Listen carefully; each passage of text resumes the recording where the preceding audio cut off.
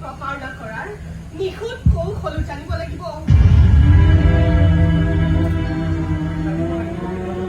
জানিব লাগিব কেনেকৈ এজনী ছোৱালীৰ মনটোক লৈ খেলিব পাৰি,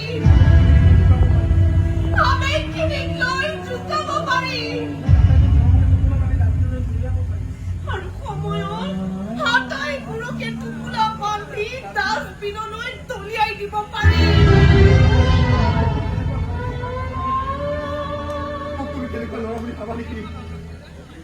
ভাবা নেকি মই তোমাক ঠগাব পাৰো বুলি?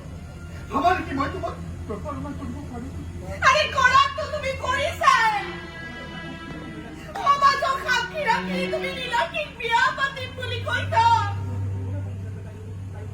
মুকলিকৈ ঘোষণা কৰিছা যে তাই তোমাৰ বান্ধৱতা, ভাবি পত্নী। এনে গুৰুতৰ সিদ্ধান্ত লোৱাৰ সময়ত তুমি মোক এবাৰলৈ হ'লেও কিয় নকলা সুৰঞ্জন? তোমাৰ কবলৈ কিয় সাহস হ'ল?